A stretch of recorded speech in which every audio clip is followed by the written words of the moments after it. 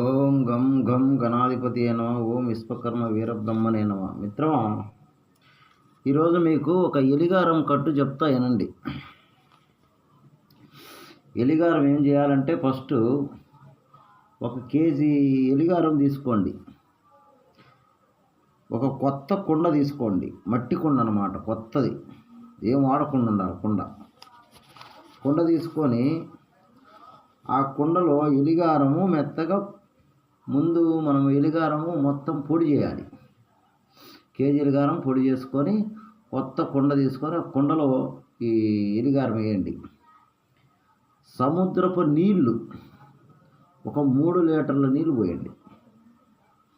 ఒక రోజల్లా దాన్ని కలదిప్పి బాగా నీరులాగా ఇమరకాయించండి.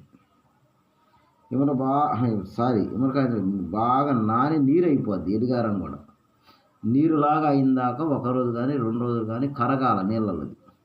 కరిగిపోయిన తర్వాత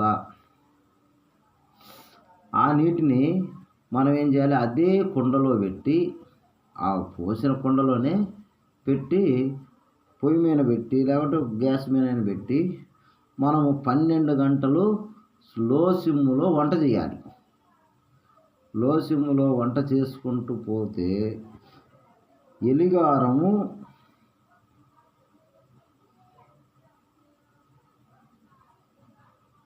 ఏమో చేస్తుంది, బాగా నీరంతా ఇంకిపోయేటప్పుడు, అంటే ఎలిగారం నీరు మనం పోసినాం కదా, నీరు కొంచెం ఇంకిపోయేటప్పుడు మళ్ళా ఒక 2 లీటర్లు అదనం పోయండి. నీళ్ళు 2 లీటర్ల అదనం పోసి నీళ్ళు మళ్ళీ ఇమరకాయించండి.